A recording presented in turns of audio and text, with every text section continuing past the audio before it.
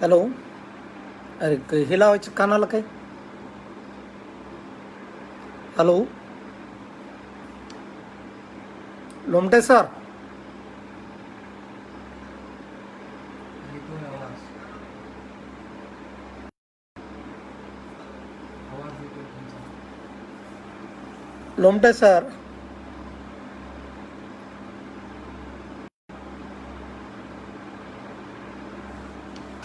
आवाज येतोय का लोमटे सर? पंचाळ सर आवाज येतोय का? येतोय आवाज. हे काय इथं चाललं नाही. जगाला शांतीचा, मैत्रीचा आणि करुणेचा संदेश देणारे तथागत भगवान गौतम बुद्ध, कुळवाडी भूषण बहुजन प्रतिपालक छत्रपती शिवाजी महाराज, सामाजिक क्रांतीचे पितामह महात्मा ज्योतिराव फुले, या देशाच्या आद्य शिक्षिका सावित्रीबाई फुले, रयतेचे राजे, आरक्षणाचे जनक राजर्षी शाहू महाराज, विश्वरत्न परमपूज्य बोधिसत्व डॉक्टर बाबासाहेब आंबेडकर, साहित्य सम्राट अण्णाभाऊ साठे,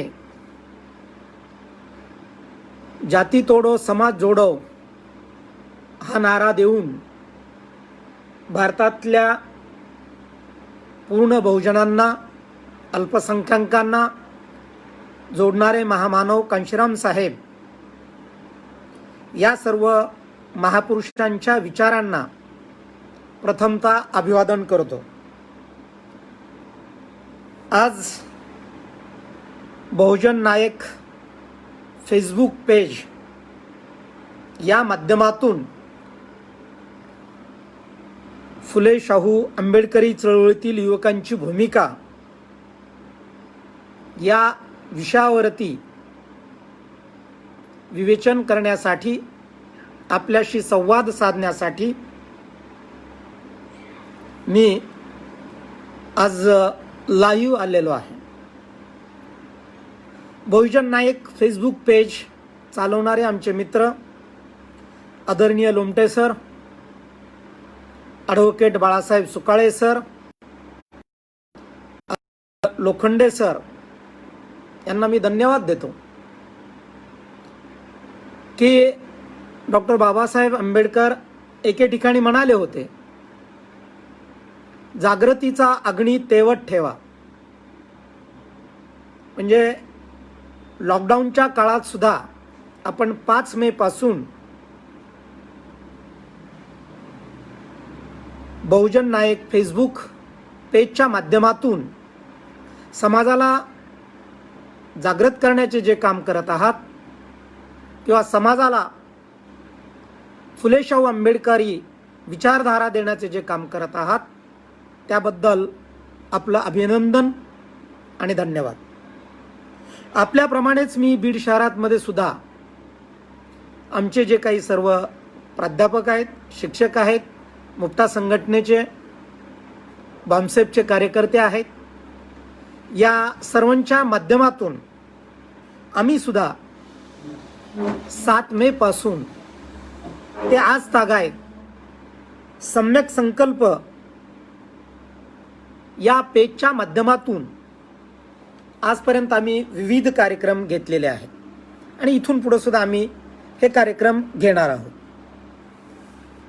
आजचा जो विषय आहे तो विषय तरुणासाठी जरी असला तरी बाबासाहेबांच्या, फुलेंच्या आणि शाहूंच्या चळवळीमध्ये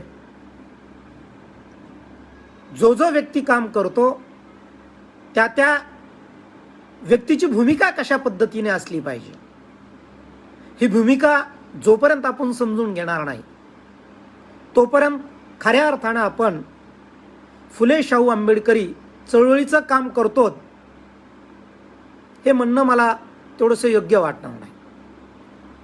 मग या चळवळीचं काम करत असताना आपली भूमिका काय असली पाहिजे, आपण कुठल्या पद्धतीनं काम केलं पाहिजे, आणि या सर्व महापुरुषांना अपेक्षित असलेलं आणि त्यांनी जो संकल्प केलेला आहे किंवा या महापुरुषांनी जे कार्य केलेलं आहे, या कार्याला जर आपल्याला पुढे घेऊन जायचं असेल, किंवा विशेष करून मी तरुणांना सांगू इच्छितो की तुम्ही ज्यावेळेस या चळवळीमध्ये येता, चळवळीमध्ये येण्याच्या पूर्वी तुम्हाला पूर्णतः महात्मा ज्योतिराव फुलेंनी जे ग्रंथ लिहिलेले आहेत, शाहू महाराजांनी जे ग्रंथ लिहिलेले आहेत, बाबासाहेबांनी जे ग्रंथ लिहिलेले आहेत, या ग्रंथाचं वाचन तुम्ही करणं अत्यंत गरजेचं आहे. या ग्रंथाचं वाचन न करता जर तुम्ही चळवळ करत असाल तर ती चळवळ या महापुरुषांना अपेक्षित असणारी चळवळ असणार नाही. याचं कारण आज देशामध्ये प्रत्येक जण म्हणत आहे की मी बाबासाहेबाच्या चळवळीचं काम करत आहे, मी फुल्यांच्या चळवळीचं काम करत आहे, मी शाहू महाराजांच्या चळवळीचं काम करत आहे. प्रत्येक जण याच पद्धतीनं सांगत आहे की आम्ही फुले शाहू आंबेडकरांच्या विचाराच्या चळवळीचं काम करत आहोत.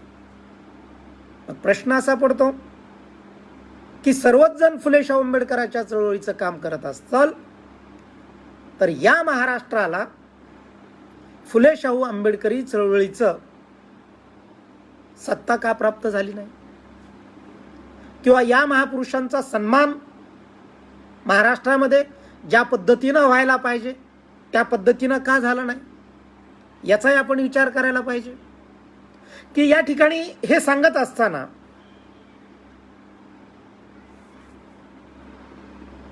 फडणवीस संभाजीराजेबद्दल काय म्हटले हे तुम्हाला माहितीच आहे. संभाजीराजेबद्दल फडणवीस बोलत काय म्हटले होते की सामाजिक कार्यकर्ता.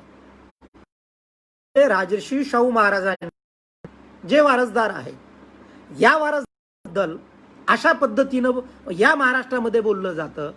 आणि काल परवाची जी घटना आहे, सारथीच्या बाबतीत मंत्रालयामध्ये खासदार संभाजीराजे हे तिसऱ्या लाईनला बसलेले होते, त्यावरून त्या ठिकाणी चर्चा झाली, गदारोळ झाला. मग या ठिकाणी आपल्यासारख्यांना एक प्रश्न पडतो की सर्वजण महाराष्ट्राला पुरोगामी राज्य म्हणतात, फुले शाहू आंबेडकरांचं राज्य म्हणतात, आणि मग या ठिकाणी अशा पद्धतीनं महापुरुषाचे जे वारसदार आहेत या वारसदारांची अशा पद्धतीनं नामूल्य का केला जातो किंवा त्यांना अपमानास्पद वागणूक का दिली जाते, तर खऱ्या अर्थानं या ठिकाणी फुले शाहू आंबेडकरांच्या विचारांचं राज्य सरकार या देशामध्ये नाही. आणि मग तरुणांनी कुठल्या गोष्टी लक्षात ठेवायला पाहिजे. तथागत भगवान गौतम बुद्धापासून तर परमपूज्य डॉक्टर बाबासाहेब आंबेडकर, आम्ही त्यांच्या ग्रंथाचं अवलोकन केलं किंवा समाजाला त्यांनी जे प्रबोधन केलेलं आहे, हे प्रबोधन करत असताना त्यांनी कुठल्या गोष्टीवरती जास्तीत जास्त लक्ष केंद्रित केलेलं आहे, तर त्यांनी सर्वात जास्त लक्ष केंद्रित जर केलं असेल फुलेंनी, शाहूंनी आणि बाबासाहेबांनी, तर ते आहे शिक्षण. की फुल्यांच्या बाबतीत तुम्हाला माहिती आहे, विद्येविना मती गेली, हे परत सांगायचं नाही. हे जर विद्या गेली नाही, ती कशी होती ही फुलेंनी सांगितलेली आहे. सावित्रीबाई फुले म्हणतात, शिक्षणानं मनुष्यत्व येतं, पशुत्व जातं. माणसातील पशुत्व जायचं असेल तर या ठिकाणी त्याला शिक्षणाची गरज आहे. महात्मा ज्योतिराव फुलेंनी बहुजनासाठी, तमाम बहुजनासाठी आणि सर्वांसाठी पुणे या ठिकाणी शाळा सुरू केली. आणि मग शाळा सुरू केल्यानंतर या ठिकाणी महात्मा ज्योतिराव फुले म्हणतात की जोपर्यंत बहुजन समाजातील पंतोजी म्हणजे आजचे शिक्षक बहुजन समाजामध्ये निर्माण होत नाहीत तोपर्यंत बहुजन समाजामध्ये प्रगती होऊ शकत नाही. मग माझ्यासारख्या शिक्षकाला एक प्रश्न पडतो, आज गव्हर्नमेंट स्कूलमध्ये खाजगी शाळेमध्ये 85% बहुजनाचे शिक्षक आहेत. आणि मग हे 85% बहुजनाचे शिक्षक असताना आज आमची शिक्षणाची अवस्था काय, की आज आमचा जो तरुण आहे हा तरुण दिशाहीन झालेला का पाहायला मिळतो आहे. आज आम्ही जर ग्रामीण भागामध्ये जर गेलो तर ग्रामीण भागामधील शिक्षणाची अवस्था कशा पद्धतीची आहे की 12वी पर्यंत मुलं म्हणजे 11वीला प्रवेश घेतल्यानंतर डायरेक्ट ते परीक्षेलाच येतात, किंवा 12वी पास झाल्यानंतर ग्रामीण भागातील बहुतांशी बहुजनाची मुलं ॲडमिशन टू एक्झाम हा त्यांचा पॅटर्न आहे. मग असा जर पॅटर्न राहिला तर बहुजन समाजातील तरुण खऱ्या अर्थानं फुले शाहू आंबेडकरी चळवळीचं काम करत आहे का, की फुलेंनी जे सांगितलं की तुम्हाला या व्यवस्थेच्या विरोधामध्ये लढा द्यायचा असेल तर तुम्हाला जुन्या पद्धतीने लढा देऊन चालणार नाही, बौद्धिक पद्धतीनं तुम्हाला लढा दिला गेला पाहिजे. म्हणजे तुम्ही उच्च शिक्षण घेणं गरजेचं आहे.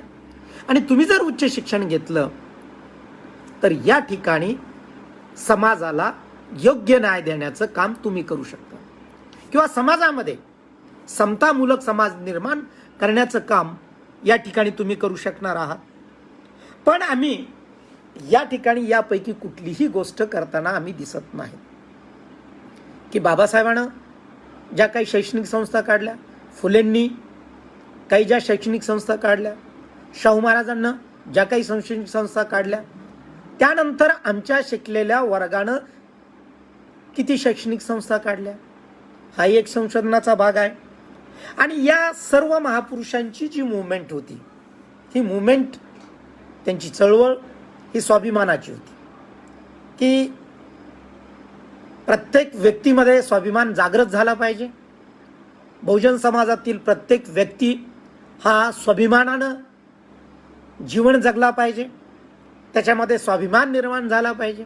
आणि मग याच्यामध्ये स्वाभिमान निर्माण कधी होईल, तरुणामध्ये त्याच वेळेस स्वाभिमान निर्माण होईल की ज्यावेळेस तो फुले वाचल, बाबासाहेब वाचल, शाहू वाचल, त्यानंतर त्याचा स्वाभिमान जागृत होईल. आज आम्ही जे काही विदारक चित्र पाहतो समाजामध्ये की आमच्या तरुणाचं प्रत्येक गोष्टीकडे, मी म्हणत नाही की प्रत्येक तरुणाचंच, पण बहुतांशी तरुणांचं कुठल्याही बाबतीमध्ये नकारार्थी दृष्टिकोन निर्माण झालेला आहे. कुठल्याही बाबतीमध्ये कुठलीही गोष्ट आज आम्ही तरुणांना सांगतो त्यावेळेस ती गोष्ट सुरू करण्याच्या पूर्वी त्याची नकारार्थी मानसिकता आमच्यासमोर बोलून दाखवतो. किंवा तरुणांना सांगितले की तुम्हाला उच्च शिक्षण घेणं गरजेचं आहे, ती लागलीच तो म्हणतो हे सांगणं सोपं आहे सर, पण आमची घरची गरिबी आहे, आम्ही शिक्षण घेऊ शकत नाही, किंवा शिक्षण घेण्यासाठी आज आमच्याकडे तेवढा पैसा नाही. तर हा जो नकारार्थीची गोष्ट त्याच्या मनामध्ये खचून भरलेली आहे, याचा अर्थ त्याचं वाचन झालेलं नाही. त्यांनी जर सर्व महापुरुषांचं वाचन केलं तर त्याच्या एक गोष्ट लक्षात येईल की या जगामध्ये कुठलीच गोष्ट अशक्य नाही, हे आमच्या महापुरुषांनी सिद्ध करून दाखवलेलं आहे.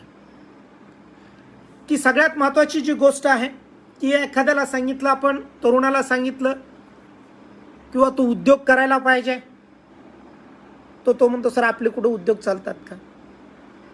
तर मला त्या तरुणाला सांगावं लागेल की या ठिकाणी डॉक्टर बाबासाहेब आंबेडकरांनी त्यांच्या काळामध्ये अस्पृश्य समाजाला, की ज्यावेळेस अस्पृश्य समाजला जाणारा मार मांग डोर चांबार हा जो समाज होता, या समाजाला स्वाभिमान सांगत असताना ते बाबासाहेबांना सांगितलं होतं की तुमची जी घरं आहे ही घरं त्या गाव वस्त्यापासून दूर अशी तुमची वस्ती करा.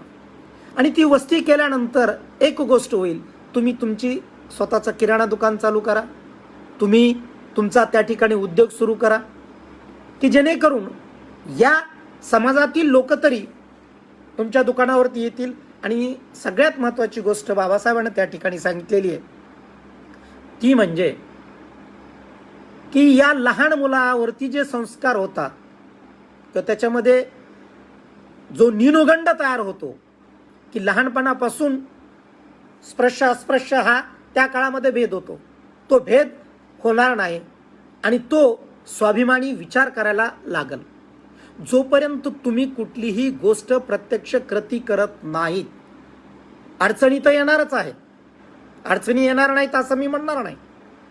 तुम्हाला उद्योग सुरू करायचा आहे त्या ठिकाणी अडचणी येणार आहेत, तुम्हाला शैक्षणिक संस्था सुरू करायच्या आहेत त्या ठिकाणी अडचणी येणार आहे, तुम्हाला उच्च शिक्षण घ्यायचं आहे त्या ठिकाणी अडचणी येणार आहेत, सहकारामध्ये तुम्हाला काम करायचं आहे त्या ठिकाणी अडचणी येणार आहेत. अडचणी येणार आहेत म्हणून आम्ही काहीच करायचं नाही हे चुकीचं आहे. या अडचणीवरती तुम्हाला मात करावी लागेल. मग महात्मा ज्योतिराव फुलेंना अडचणी आल्या नाहीत का? सावित्रीबाई फुलेंना शिक्षण देत असताना अडचणी आल्या नाहीत का? घरापासून शाळेपर्यंत जाईपर्यंत कशा पद्धतीनं त्या जात होत्या हे तुम्हाला माहिती आहे. कशा पद्धतीनं मुलींना शिक्षण देत होत्या हे तुम्हाला माहिती आहे. आपल्या महापुरुषांना अडचणी आल्या नाहीत असं नाही का?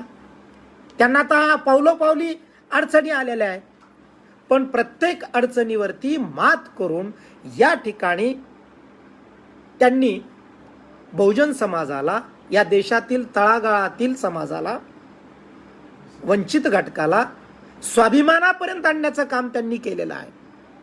आणि मग या ठिकाणी आमचा तरुण कशा पद्धतीनं वागतो की नकारार्थी पद्धतीनं या ठिकाणी आमचा तरुण वागतो. त्यानंतर आता आपण दुसरी महत्त्वाची जी गोष्ट आहे की शिक्षणाच्या बाबतीत इथल्या व्यवस्थेनं आमच्या तरुणाच्या मध्ये एक नैराश्याचं वातावरण पसरवलेलं आहे. नैराश्याचं वातावरण काय? कितीही शिकलं तरी नोकऱ्या मिळत नाही. हे काय शिकलेल्या लोकांना माहीत नाही का? म्हणून आम्ही शिक्षण सोडून द्यायचं का? आणि फक्त नोकऱ्यासाठीच आम्ही शिक्षण घ्यायचं का? आणि शिक्षण घेतल्यानंतर तुमच्या सगळ्या परिस्थितीमध्ये बदल होतो की उच्च शिक्षण घेतल्यानंतर तुमचा सामाजिक दर्जा बदलतो, तुमची आर्थिक परिस्थिती बदलते, की गावातील तुमचं स्टेटस बदलतं. हे तुम्ही शिक्षण घेणार नाहीत का? आणि मग हे शिक्षण घेणं गरजेचं आहे. आणि मग यासाठी शाहू महाराजांनी त्या काळामध्ये सुद्धा सर्व जाती धर्माच्या मुलांसाठी शाळा सुरू केलेल्या होत्या, हॉस्टेल सुरू केलेले होते, वेगवेगळ्या जातीचे हॉस्टेल सुरू केले होते. आणि त्या हॉस्टेलच्या माध्यमातून या मुलांनी शिक्षण घ्यावं हा शाहू महाराजांचा अट्टहास होता. की गरीब समाजातील असेल, अस्पृश्य समाजातील असेल किंवा कुठल्याही समाजातील विद्यार्थी असेल त्याला शिक्षण मिळालं पाहिजे. शाहू महाराजांनाही माहीत होतं की यांनी जर शिक्षण घेतलं नाही तर ज्या दारिद्र्यामध्ये आज ते राहतात त्याच दारिद्र्यामध्ये ते सुद्धा आज राहतील. म्हणून या ठिकाणी आमच्या तरुणांनी या चळवळीत काम करत असताना शिक्षणाकडे दुर्लक्ष करू नये, उच्च शिक्षणाकडे दुर्लक्ष करू नये. आम्ही आमचं गाव सोडलं पाहिजे, आम्ही आमचा तालुका सोडला पाहिजे, आम्ही आमचा जिल्हा सोडला पाहिजे. आमच्यासमोर आदर्श परमपूज्य डॉक्टर बाबासाहेब आंबेडकरांचा आहे. उच्च शिक्षण घेण्यासाठी बाबासाहेब लंडनला गेले, अमेरिकेला गेले. म्हणून आज जागतिक लेवलवरती जो डॉक्टर बाबासाहेब आंबेडकरांचा दबदबा आहे, जे आदराने आज सगळे लोक त्यांना रिस्पेक्ट करतात, याचं कारण म्हणजे त्यांनी घेतलेलं शिक्षण आणि त्यांनी पाळत असलेले बुद्धाचं पंचशील तत्व. आमच्या मुलांनी सुद्धा पंचशील तत्व पाळणं गरजेचं आहे. आणि मग बाबासाहेबाला माहीत होतं या ठिकाणी माझा अस्पृश्य समाज, माझा बहुजन समाज इतर समाजाच्या तुलनेत जर आणायचा असेल तर त्याला शिक्षण देणं अत्यंत गरजेचं आहे. म्हणून सर्वप्रथम बाबासाहेबांनी मुंबई या ठिकाणी सिद्धार्थ महाविद्यालयाची स्थापना केली. त्यानंतर औरंगाबाद या ठिकाणी मिलिंद महाविद्यालयाची स्थापना केली. आणि ज्या शैक्षणिक संस्थेच्या नावानं ही महाविद्यालय देशभर चालवली जात होती. बेंगलोरला होतं. म्हणजे बाबासाहेबाचा जो दृष्टिकोन होता तो विशाल दृष्टिकोन होता. बाबासाहेबांनी फक्त महाराष्ट्रापुरतं पाहिलं नाही. बाबासाहेबांनी जी एज्युकेशन सोसायटी स्थापन केली, पीपल एज्युकेशन सोसायटी, ही काही बौद्ध समाजासाठी स्थापन केलेली नव्हती. ही काही अस्पृश्य समाजासाठी स्थापन केलेली नव्हती. तुम्ही जर मिलिंद महाविद्यालयातून शिकून गेलेले विद्यार्थी पाहिले, सिद्धार्थ महाविद्यालयातून शिकून गेलेले विद्यार्थी पाहिले, तर सर्व समाज घटकाचे विद्यार्थी त्या ठिकाणी शिक्षण घेत होते. आणि मग आज असा प्रश्न पडतो की बाबासाहेबांनी ज्या गोष्टी सांगितलेल्या आहेत त्या आम्ही कितपत आचरणात आणत आहोत. बाबासाहेबांनी शैक्षणिक संस्था काढली. बाबासाहेबांचं अनुकरण करून, बाबासाहेबांच्या विचाराला स्मरून किती लोकांनी शैक्षणिक संस्था काढल्या. कारण शैक्षणिक संस्था काढत असताना प्रत्येक जण काय या ठिकाणी सांगत आहे की आपल्या शैक्षणिक संस्था चालत नाही. मीही या ठिकाणी शैक्षणिक संस्था काढली बीड शहरामध्ये. मलाही आपल्या समाजाच्या लोकांनी सांगितलं, सर आपल्या शैक्षणिक संस्था चालत नाहीत. पण मला तुम्हाला सांगायला आनंद वाटेल, ज्यावेळेस मी इंग्लिश स्कूल काढलं, आज 60% विद्यार्थी ओपन कॅटेगरीचे आहेत. हे का होतं? ज्या उद्देशाने शैक्षणिक संस्था काढली की फुले शाहू आंबेडकरांचे विचार किंवा तळागाळातील गोरगरीब विद्यार्थ्यांना शिक्षण मिळालं पाहिजे, चांगल्या दर्जाचं शिक्षण मिळालं पाहिजे. आणि हे काढत असताना डोक्यामध्ये विचार कधी आणला नाही की आपली शाळा चालेल किंवा नाही चालेल. पण आज ज्या काही बीड शहरामध्ये शाळा आहेत त्या शाळेच्या तुलनेमध्ये की माझीही शाळा त्या स्पर्धेला उतरलेली आहे. मला विश्वास माझ्या महापुरुषांनी केलेल्या कार्यावरती होता. त्या विश्वासावरती मी हे शैक्षणिक कार्य सुरू केलेलं होतं. मग हळूहळू IT कॉलेज सुरू झालं, ज्युनियर कॉलेज सुरू झालं, बीड जिल्ह्यामधलं पहिलं फॅशन डिझायनिंगचं कॉलेज सुरू झालं. सर्व समाज घटकाचे विद्यार्थी यायला लागले. ज्या विद्यार्थ्यांना फॅशन डिझाईनसाठी मुलींना पुणे मुंबई या ठिकाणी जावं लागत होतं ते जावं लागायची गरज पडली नाही. मी नकारार्थी कधी विचार केला नाही. आणि आपल्या तरुणाने कुठलंही काम करत असताना नकारार्थी विचार आपल्या मनातून काढून टाकला पाहिजे. हा नकारार्थी विचार तुमच्या मनातून कधी जाईल? जोपर्यंत तुम्ही या महापुरुषांची पूर्ण ग्रंथ वाचत नाहीत. आणि ज्या व्यक्तीचा या महापुरुषाच्या कार्यावरती 100% विश्वास आहे तो व्यक्ती कुठल्याही कार्यामध्ये अयशस्वी होणार नाही, हे मी ठामपणे आजच्या तरुणांना सांगत आहे.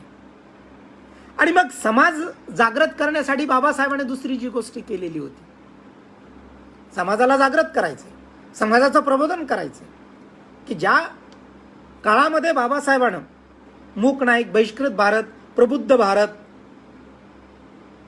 ही साप्ताहिक, ही पाक्षिक, ही दैनिक काढली, त्यावेळेस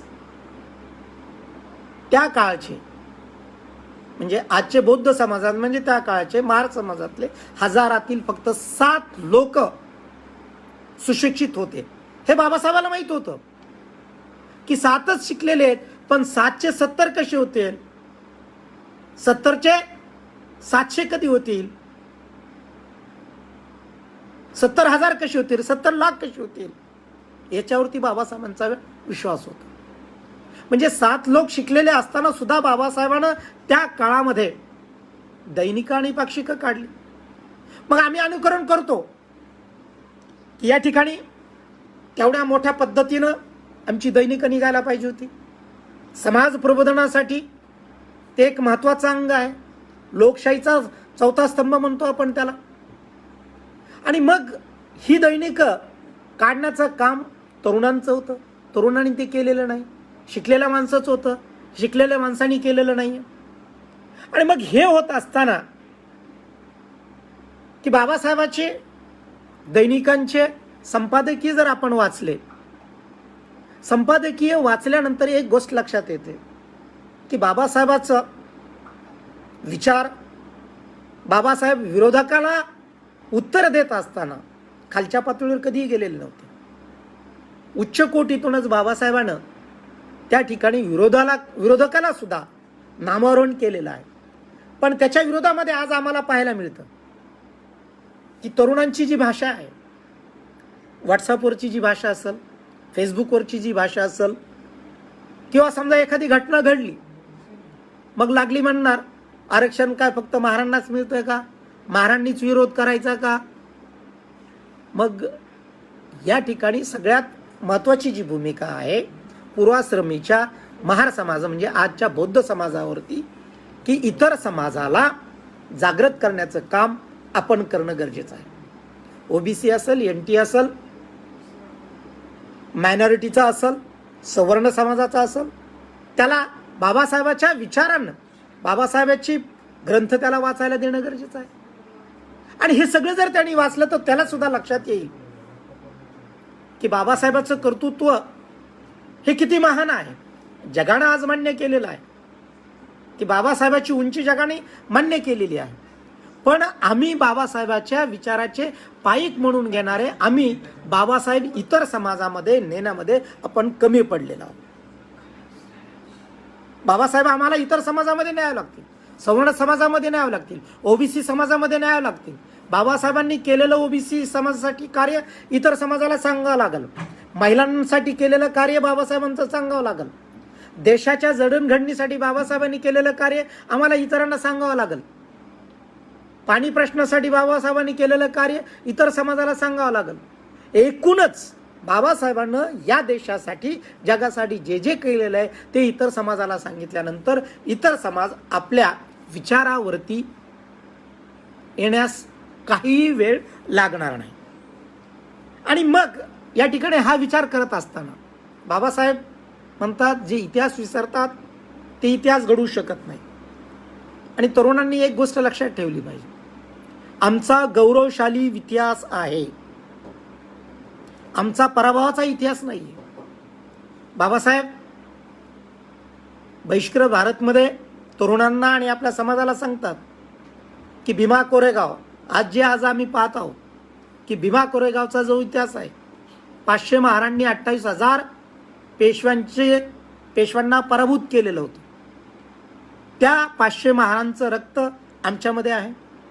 त्या 500 महारांनी जो या ठिकाणी काम केलेलं आहे किंवा त्यांनी जी बहादुरकी केलेली आहे ती कशासाठी केलेली आहे? स्वाभिमानासाठी केलेली.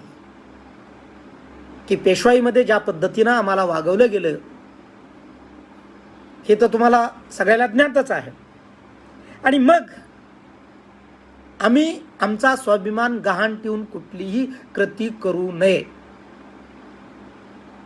स्वाभिमानासाठी 500 महार इंग्रजाच्या बाजूने लढलेले होते. म्हणजे हे देशातील पहिलं युद्ध होतं की देशातील माणसं विदेशातील माणसाला हात जुळून देशातील माणसाबरोबर लढत होती. का लढत होती? तो स्वाभिमानासाठी लढत होती. त्यांच्या स्वाभिमानाला ठेच पोहोचलेली होती. त्यांना माणूस म्हणून जगण्याचे अधिकार त्यांनी नाकारलेले होते. आणि मग हा सगळा इतिहास असताना आजच्या तरुणामध्ये, ग्रामीण भागामध्ये, शिकलेल्या माणसामध्ये स्वाभिमान जागृत करणं गरजेचं आहे. मी असं म्हणत नाही की सगळीच माणसं स्वाभिमान शून्य जीवन जगत आहेत. पण आज आम्ही समाजामध्ये पाहतो की डॉक्टर बाबासाहेब आंबेडकरांची जयंती असेल, मग डॉक्टर बाबासाहेब आंबेडकरांच्या जयंतीच्या माध्यमातून आम्ही ग्रामीण भागामध्ये जातो. मग ग्रामीण भागामध्ये गेल्यानंतर किंवा शहरी भागामधली जी तरुण आहेत हे कशा पद्धतीनं कॉन्ट्रीब्युशन करतात, कुठल्या कुठल्या पक्षाच्या नेत्याकडून पैसे गोळा करतात आणि त्या नेत्याकडून पैसे गोळा केल्यानंतर त्याला प्रमुख अतिथी म्हणून बोलवलं जातं. तो ज्या पक्षाचा नेता असेल तो बाबासाहेबावर बोलण्याच्या ऐवजी तो कुणावर बोलतो? की मी तुमच्यासाठी काय केलं, घरकुल आणून दिलं, मी तुमच्यासाठी अमुक केलं, मी तुमच्यासाठी ही गोष्ट केली, ही गोष्ट तो सांगतो. आणि मग आम्हाला असा प्रश्न पडतो की आम्ही स्वाभिमानानं काम करत आहोत किंवा नाही. आम्ही बीड शहरामध्ये गेल्या 10 वर्षापासून डॉक्टर बाबासाहेब आंबेडकरांची सार्वजनिक जयंती जी आहे वेगळ्या पद्धतीने साजरी करत आलो. वेगळ्या पद्धतीने म्हणजे कशी? कुठल्याही सवर्ण समाजाच्या व्यक्तीकडून 1 रुपयाही देणगी घ्यायची नाही. बहुजन समाजातील जे कर्मचारी आहेत या कर्मचाऱ्याच्या माध्यमातून ही जयंती साजरी करायची. आणि ज्या गोष्टीमुळं आपसापसातामध्ये हे दावे चालतात किंवा भांडणं होतात, जयंतीच्या माध्यमातून जयंतीबद्दल तुम्हाला जास्त सांगायची आवश्यकता नाही. जयंतीमध्ये कुठलीही जयंती उत्सव समिती म्हटलं की तिथं अध्यक्ष आला, सचिव आला, कोषाध्यक्ष आला. मग तरुण मंडळी काय, मी अध्यक्ष झालो पाहिजे, मी सचिव झालो पाहिजे, मी कोषाध्यक्ष झालो पाहिजे. आणि मी हे सगळं झाल्यानंतर जो समाजाचा पैसा आहे त्या समाजाचा मी हिशोब सुद्धा दिला नाही पाहिजे. अशा प्रकारची भूमिका आज आपल्याला हे चित्र समाजामध्ये पाहायला मिळतं. तर चित्र आम्ही बीड शहरामध्ये बदललं. गेल्या 10 वर्षापासून सुरुवातीला बहुजन समाजातील कर्मचाऱ्यांना हे थोडंसं अवघड गेलं, पण मला सांगायला अभिमान वाटतो. गेल्या 4-5 वर्षापासून डॉक्टर बाबासाहेब आंबेडकरांच्या जयंतीच्या निमित्तानं आम्ही जे कॉन्ट्रीब्युशन करत आहोत ते कॉन्ट्रीब्युशन 10 लाखाच्या वर जात आहे. आणि ही स्वाभिमानाने आम्ही जयंती साजरी करत आहोत.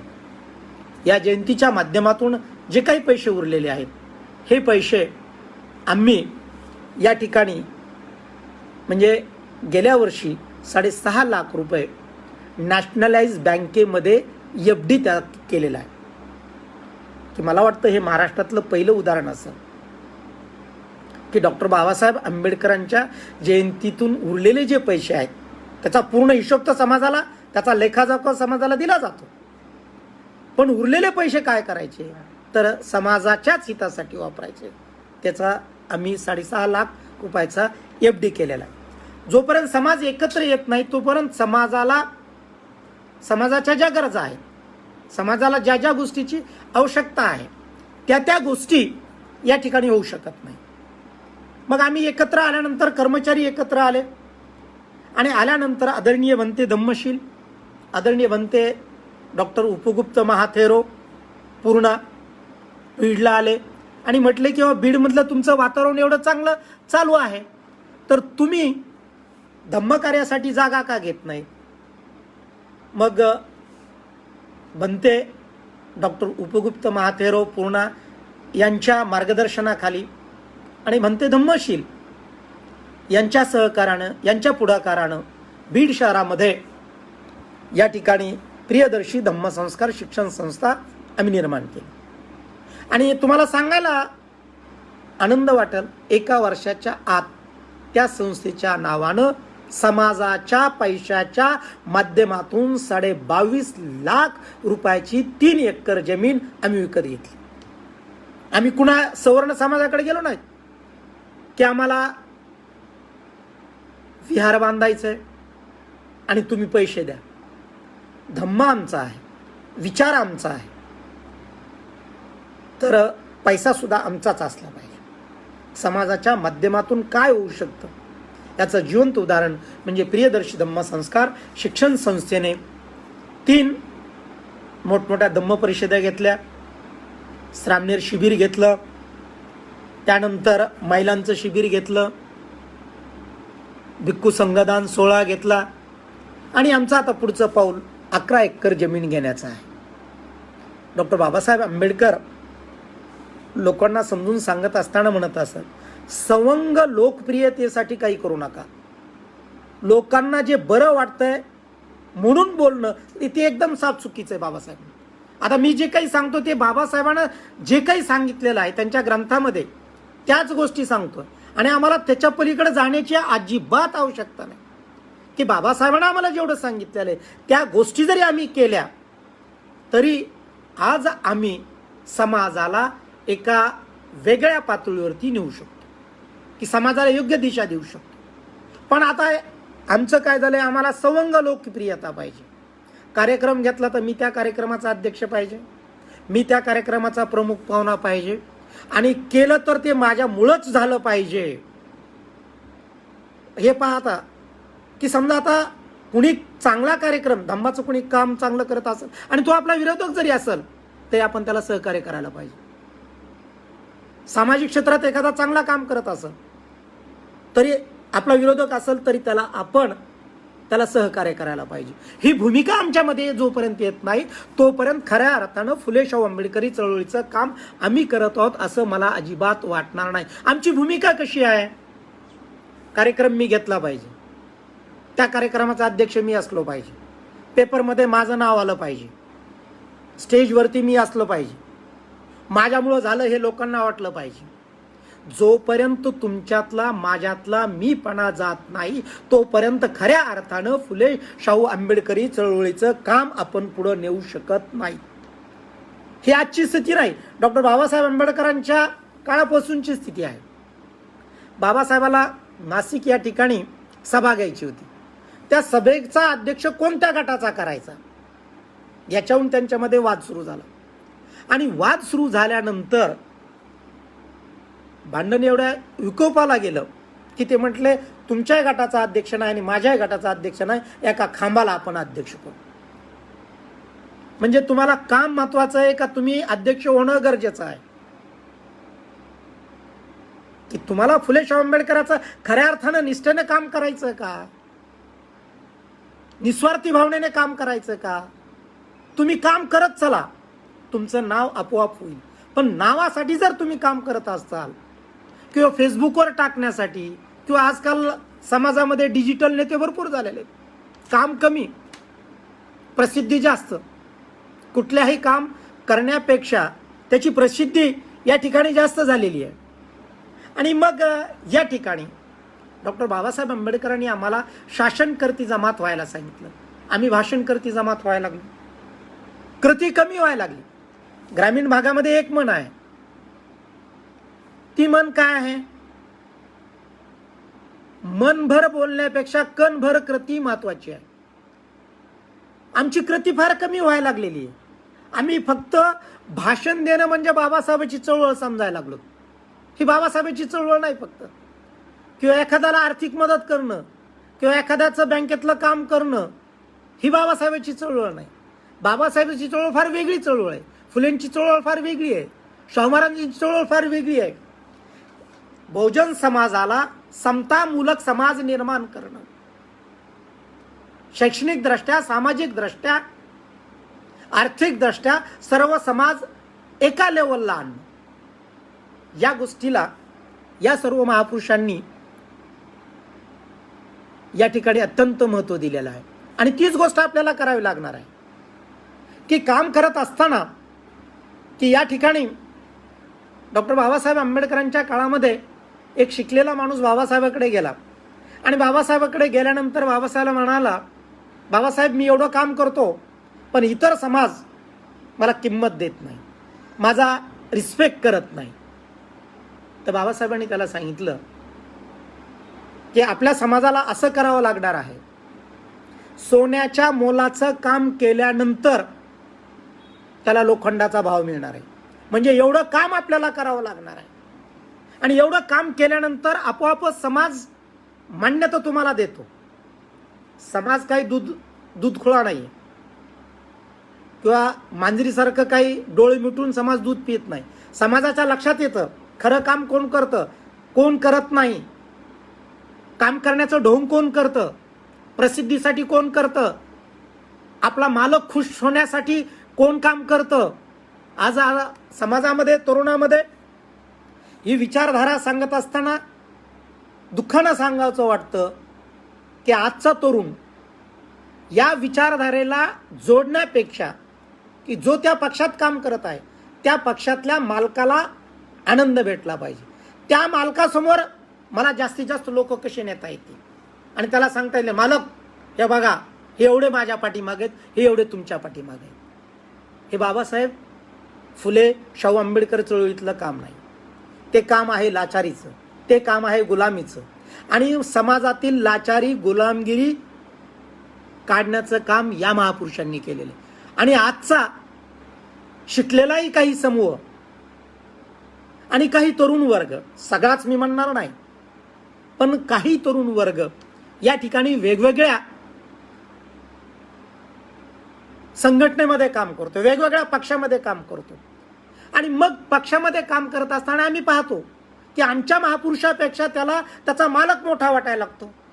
की ज्या बाबासाहेबानं तुला मान दिला, सन्मान दिला, नोकरी दिली, शिक्षण दिलं, माणूस म्हणून जगण्याचा अधिकार दिला, पण बाबासाहेबाच्या विचाराच्या ऐवजी ज्यांनी त्याला नोकरी दिली त्याला तो मालक मोठा वाटायला लागतो. हे या ठिकाणी चुकीचं आहे. आणि जोपर्यंत ही गोष्ट शिकलेल्या माणसामध्ये, नोकरदार माणसामध्ये येणार नाही तोपर्यंत खऱ्या अर्थानं या विचारधारेचं काम होणार नाही. या ठिकाणी मी काही डॉक्टर बाबासाहेब आंबेडकरांनी, की मी माझ्या मनचं इथं एकही गोष्ट सांगत नाही की आमच्या महापुरुषांनी आम्हाला जे सांगितलं ते आम्ही करतोत का, हाच प्रश्न आहे ना. की सांगितलंय, भाषण करणारे फार भरपूर आहे, पण कृतीमध्ये आणणारे किती आहेत हे आम्हाला पाहावं लागल. की महाड येथे 3 जुलै 1927 बाबासाहेबांनी भाषण दिलं होतं. आता थोडक्यात मी तुम्हाला काही गोष्टी सांगतो. बाबासाहेब काय म्हणाले त्या ठिकाणी, सत्याग्रह म्हणजे लढाई, पण लढाई तलवार, बंदुका, तोफा, गामगोळे या साधनांची करायची नाही. परत एकदा ऐका, सत्याग्रह म्हणजे लढाई, पण ही लढाई तलवार, बंदुका, तोफा, बॉम्बगोळे या साधनांची करायची नाही, तर ही लढाई शस्त्रविरहित करायची आहे. आजचा तरुण कुठली घटना झाली की लागलीच काय म्हणतो, की कशा पद्धतीने रिॲक्ट होतो हे आज आम्ही पाहत आहोत. की त्याला दाखवू, त्याला अमुक करू, त्याची अवकात काढू, त्याला अमुक करू, त्याला तमुक करू, की लगेच संविधानावर जर त्यांना संविधान दिल्लीला जाळलं की आम्ही त्याला सोडणार नाही, संविधान जाळणाऱ्याला आम्ही सोडणार नाही, किंवा संविधान जाळणाऱ्याला आम्ही असं करू, आम्ही तसं करू. तर बाबासाहेबांनी सांगितलं वैचारिक लढाई ही वैचारिक पद्धतीनं झाली पाहिजे. पण या विचारधारेचं वाचन कमी असल्या कारणानं आजचा तरुण विद्रोहाकडे चाललेला आहे आणि विद्रोही भाषा वापरत आहे. विद्रोही भाषा ज्या ठिकाणी गरजेचं आहे त्या ठिकाणी वापरायलाच पाहिजे, पण प्रत्येक ठिकाणी विद्रोही भाषा वापरून या ठिकाणी तुम्हाला तुमचं गोल साध्य करता येणार नाही. त्यानंतर मुंबई या ठिकाणी 1933 बाबासाहेबांनं जे भाषण केलं त्याच्यातील एक उतारा तुम्हाला वाचून दाखवतो. या जगामध्ये स्वाभिमानानं जगायला शिका. पहा बाबासाहेब काय सांगतात, या जगात स्वाभिमानाने जगायला शिका. या जगात आपण काहीतरी करून दाखवायचेच अशी महत्वाकांक्षा सदैव तुमच्याकडे असली पाहिजे. लक्षात ठेवा, जे झगडतात तेच पुढे जातात. आता हे एक मोठं प्रश्नचिन्ह आहे की किती लोक स्वाभिमानानं जगायचं प्रयत्न करतात. की बाबासाहेबांना जो आम्हाला स्वाभिमान सांगितलेला आहे तो स्वाभिमान आम्ही गहाण ठेवून जयंतीच्या माध्यमातून विहार बांधायचा असेल तर इतराकडे जातो, आम्हाला विहार बांधायचं पैसे द्या, म्हणजे गुलामी त्या ठिकाणी आली, त्या ठिकाणी लाचारी आली. आमच्या बाबासाहेबांची जयंती आहे, तुम्ही आम्हाला पैसे द्या. मग स्वाभिमान कुठे गेला तुमचा? मग तुमच्यामध्ये जोपर्यंत स्वाभिमान निर्माण होत नाही आणि तुमच्या मनामध्ये जोपर्यंत येत नाही की मी असं काहीतरी कराल की ज्या कारणानं माझ्या समाजाची प्रतिष्ठा वाढेल, माझा समाज इतर समाजाच्या तुलनेनं पुढे जाईल, ही भावना तरुणामध्ये यायला पाहिजे. आणि हे येण्यासाठी महापुरुषांचे ग्रंथ वाचणं या ठिकाणी गरजेचं आहे. आमची सगळ्यांची, बहुतांशी तरुणांची जी मानसिकता आहे ही मानसिकता कशा पद्धतीने झालेली आहे? नकारार्थी मानसिकता झालेली आहे. हा 14 जानेवारी 1946ला सोलापूर या ठिकाणी बाबासाहेबांनी जे भाषण केलेलं आहे ते अत्यंत महत्त्वाचं आहे. ज्यांना ज्यांना चळवळीमध्ये काम करायचं त्या त्या चळवळीतल्या व्यक्तीनं, फक्त तरुणांनाच नव्हे, मग त्या महिला असतील, वृद्ध असतील, चळवळीतील कार्यकर्ते असतील, पुढारी असतील, हे प्रत्येकानं हे भाषण काळजीपूर्वक वाचावं. बाबासाहेब काय म्हणतात? विद्वान कर्तृत्वान माणसे नसले तरी मला चालतील. विद्वान कर्तृत्वान माणसे नसली तरी मला चालतील. निष्ठेची माणसे हवीत. विद्येचा तुटवडा भरून काढण्यात मी समर्थ आहे. जो विकला जातो, लोभाला बळी पडतो, त्याचा काहीही उपयोग नाही. म्हणजे ग्रामीण भागातल्या भाषेमध्ये सांगायला आपल्याला एक म्हण आहे. ग्रामीण भागातली म्हण काय सांगते? बुद्धिवंताची बेईमानी आणि मूर्खाचा त्याग, रिझल्ट शून्य. म्हणजे आज देशामध्ये बुद्धिवंतांनी जी बेईमानी केलेली आहे त्यामुळं आज आमचा समाज वेगवेगळ्या समस्याला सामोरं जात आहे. बाबासाहेब म्हणतात की मला निष्ठेची माणसं पाहिजेत, मला प्रामाणिक माणसं पाहिजेत. बाबासाहेबाच्या चळवळीत प्रामाणिकपणे काम करणाऱ्या माणसाचा आज तुटवडा आहे. शिकलेला माणूस स्वतःच्या स्वार्थासाठी या ठिकाणी चळवळ विकायला घेऊन चाललेला आहे की वेगवेगळ्या पद्धतीनं वेगवेगळ्या पक्षात जाऊन बाबासाहेबाची जी स्वाभिमानाची जी चळवळ आहे, ही स्वाभिमानाची चळवळ पुढे घेऊन जाण्याच्या ऐवजी इतर समाजाला, अशिक्षित समाजाला लाचारीकडे घेऊन जाण्याचे तो सांगतो. की मग ते म्हणतात की आपल्याला त्यांनी विहार दिलं, मग आपल्याला मतदान त्याला करायला पाहिजे. मग त्यांनी मग आता इलेक्शनमध्ये काय होतं हे तुम्हाला वेगळं सांगायची गरज नाही. बाबासाहेबांनी स्वाभिमान आम्हाला सांगितला, मग आमचा 5 वर्ष स्वाभिमान राहतो आणि इलेक्शनच्याच दिवशी आमचा स्वाभिमान गहाण राहून 500, 1000, 2000 मध्ये आमचा स्वाभिमान विकला जातो. मग आम्हाला आता ही स्वाभिमानी माणसं निर्माण करावी लागतील. बाबासाहेबाचं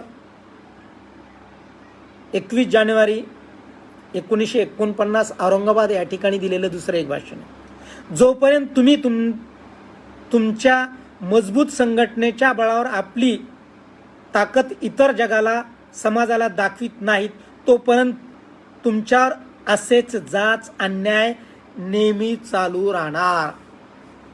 आता 1949ला सांगितलेलं आज तंतोतंत कसं खरं ठरतंय. आम्ही संघटनाच मजबूत केली की प्रत्येक जण उठतो, काही पुस्तकं वाचतो, त्याला वाटतं मी विद्वान झालेलो आहे, मी फार शिकलेलो आहे. आणि मग आज देशामध्ये बौद्धांच्या लाखो संघटना आहेत. प्रत्येक गल्लीमध्ये एक राष्ट्रीय नेता आहे. आम्ही एक संघ आहोत का? आणि आम्ही एक संघ नाहीत म्हणून आज आमच्या महिलावरती अत्याचार होतात, आमच्या तरुणांची मुर्दे जातात, कारण आम्ही एक संघ नाहीत ना. आम्ही जर एक संघ असतो, आम्ही बाबासाहेबांना जे सांगितलं होतं, तुमचा एक नेता पाहिजे, एक पक्ष पाहिजे, एक झेंडा पाहिजे आणि एक नेता पाहिजे आणि एक विचार पाहिजे, आहे का आमच्याकडे? एका घरामध्ये 2 पक्षामध्ये आहे. एका गावामध्ये तो एका गटाचा, तो म्हणजे तो दुसऱ्या गटाचा. आणि मग हे सगळं होत असताना राष्ट्रीय पातळीवरचा आमचा एक नेता, एक झेंडा, एक अजेंडा, हे यूपीमध्ये आम्ही पाहिलेले. मान्यवर कांशीराम साहेबांनी सर्व बहुजनांना एकत्रित आणलेलं आहे आणि एकत्रित आणून त्यांनी यूपीमध्ये ज्या काही गोष्टी करून दाखवल्या की आम्ही जर एक संघ असू तर 250 एकरमध्ये आम्ही आमच्या महापुरुषाचं स्मारक करू शकतो, जिल्ह्याला महापुरुषाचं नाव देऊ शकतो, महापुरुषांच्या नावानं योजना राबवू शकतो, महापुरुषाच्या नावानं कॉलेज, शाळा काढू शकतो. कधी? आम्ही एक संघ.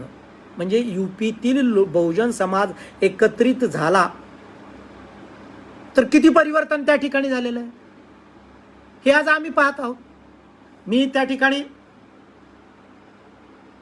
डॉक्टर बाबासाहेब आंबेडकर पार्क पाहिला 250 एकरमध्ये, आणि इतका आकर्षक पार्क आहे की जो कोणी विदेशी पर्यटक ताजमहाल पाहायला येतो तो पर्यटक डॉक्टर बाबासाहेब आंबेडकर पार्क पाहतो.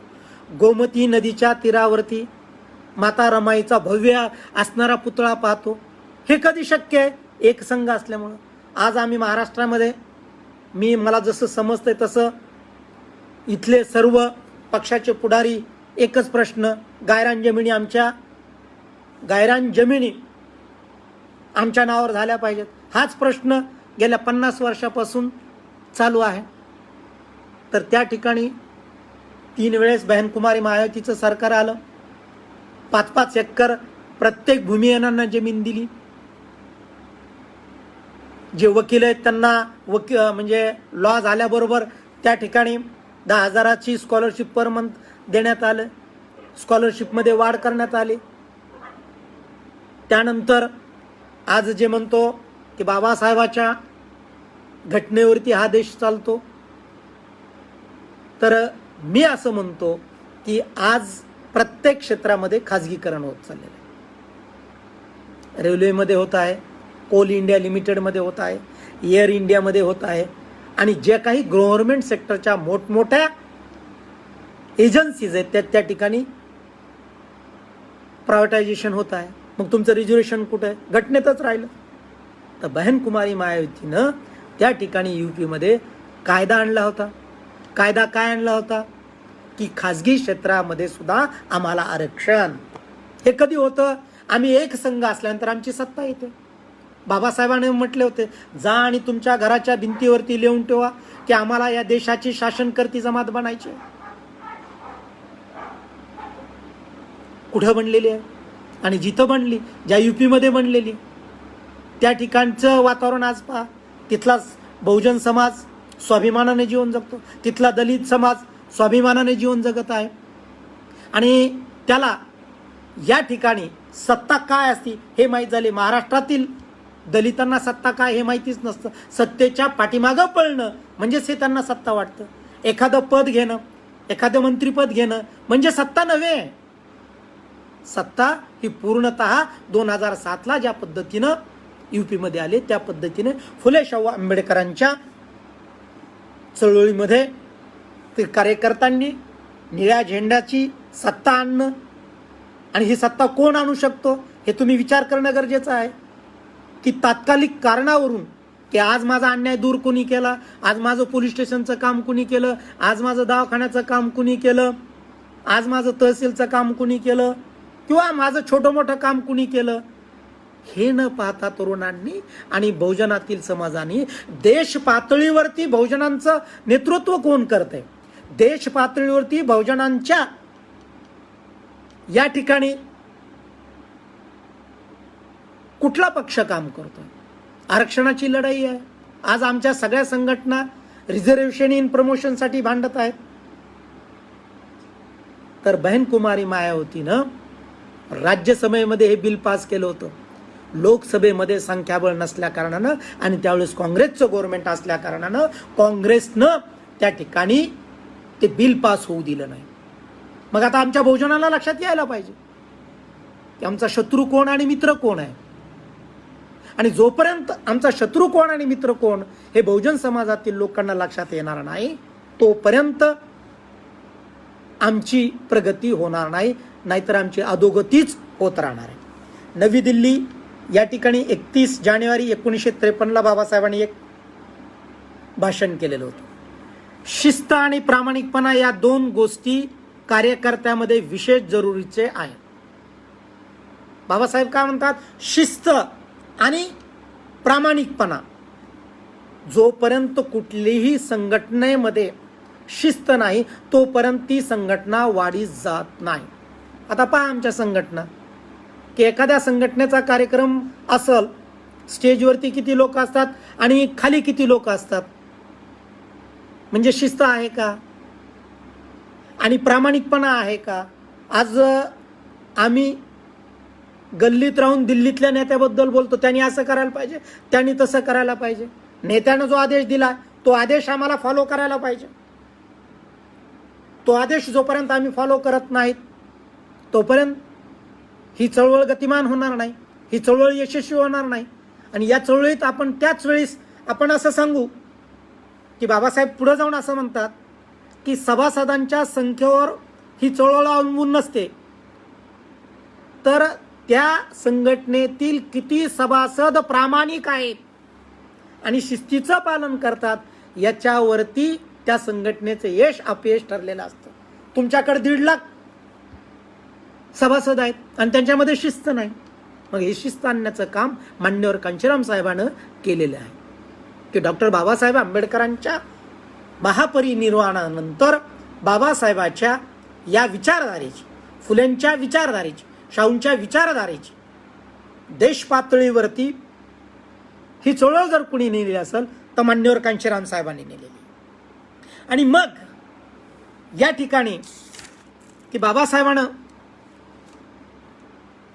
दौंड या ठिकाणी हे भाषण दिलेलं आहे. ज्यांना ज्यांना कुणाला चळवळीत काम करायचंय, ज्यांना ज्यांना कुणाला चळवळीत काम करायचंय, what Congress and Gandhi had done to untouchable, हे त्यांनी पुस्तक वाचा आणि चळवळीत कामाला सुरुवात करा.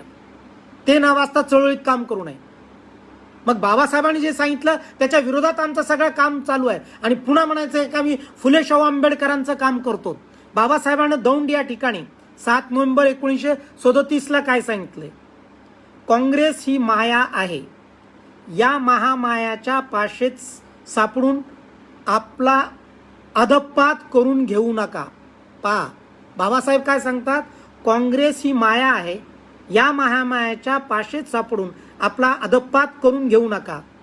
तुम्हाला ठाऊक आहे एखादा लांडगा जर मेंढीला म्हणाला, पहा तुम्हाला ठाऊक आहे एखादा लांडगा जर मेंढीला म्हणाला की चल तुला स्वर्गात नेतो, पण तो स्वर्गात घेऊन जाण्याऐवजी तिला मध्येच खाऊन खरा स्वर्ग दाखवल्याशिवाय राहणार नाही. यासाठी आपण वेळीच सावध राहा.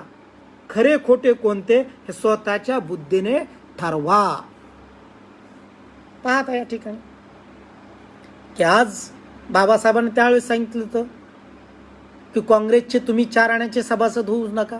आता काँग्रेसचे सोडा, ज्या व्यवस्थेतल्या लोकांचे पक्ष आहेत त्या पक्षामध्येच काय संघामध्ये सुद्धा आमची शिकलेली माणसं काम करत आहेत की बाबासाहेबाच्या विरोधात ज्यांनी काम केलं, बाबासाहेबाला 2-2 वेळेस ज्या काँग्रेसनी पराभूत केलं त्या काँग्रेसमध्ये काम करतात. की जी समाजाला फोडण्यामध्ये जे काही पक्ष आहेत, समाज दुभंगण्याचं काम जे काही पक्ष करत आहेत त्या पक्षामध्ये आहेत. मग खऱ्या अर्थाने आम्ही फुले शाहू आंबेडकरांचं काम करतो का, ही सगळ्यात महत्त्वाची गोष्ट आहे. आणि म्हणून या ठिकाणी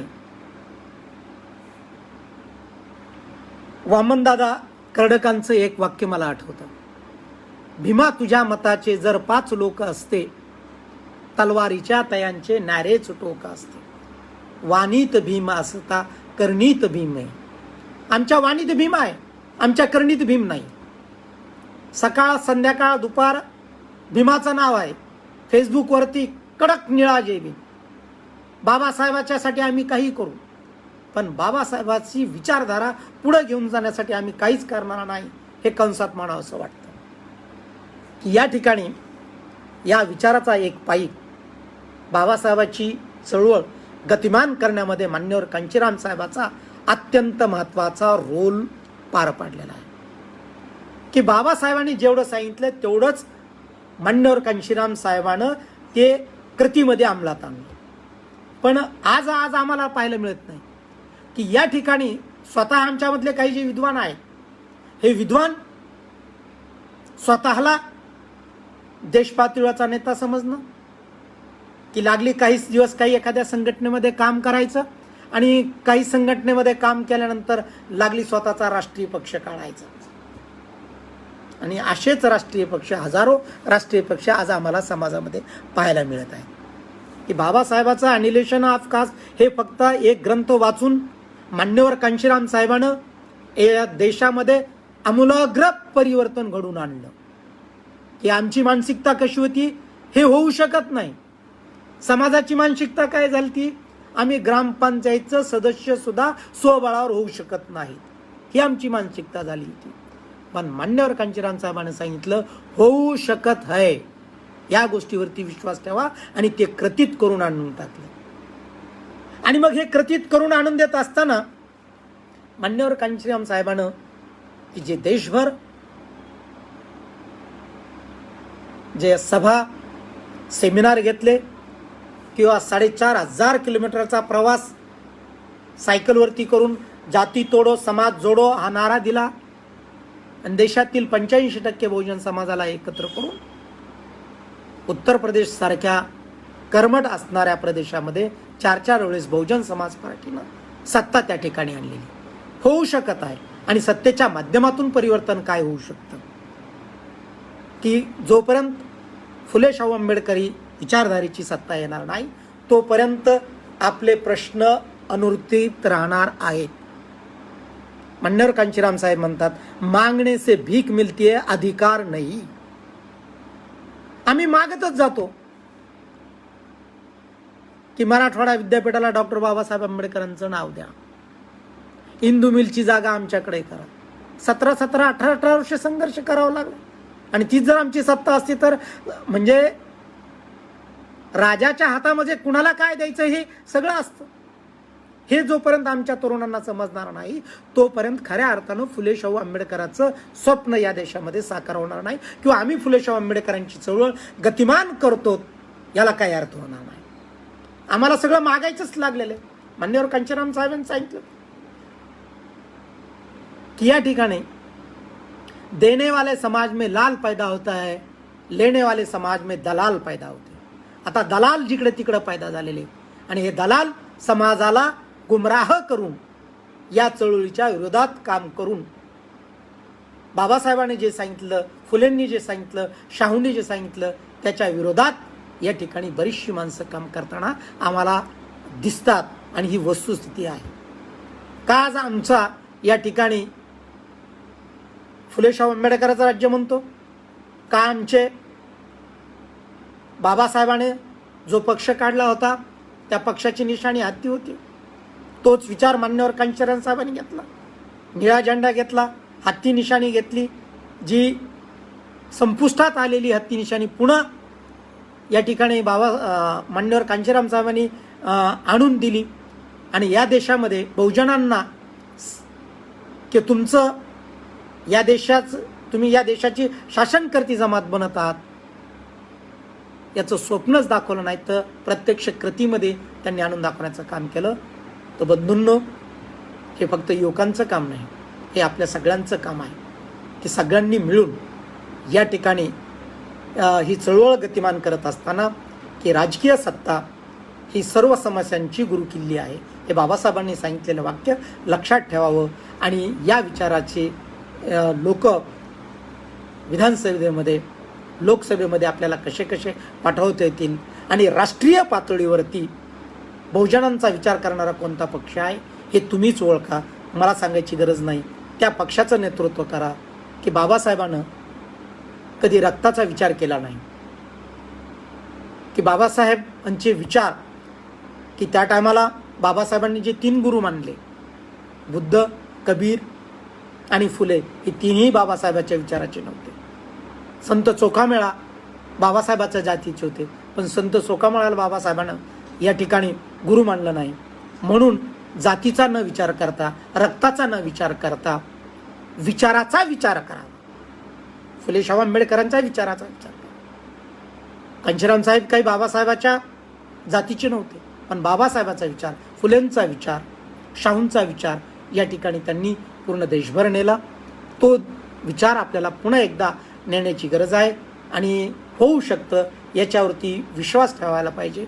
मला या ठिकाणी आपण आपल्या बहुजन नायक या फेसबुक पेजच्या माध्यमातून आपल्याशी संवाद साधण्याची संधी आदरणीय रवींद्र लोंढे सर, ॲडव्होकेट बाळासाहेब सुकाळे आणि लोखंडे सरांनी जी दिली त्याबद्दल धन्यवाद.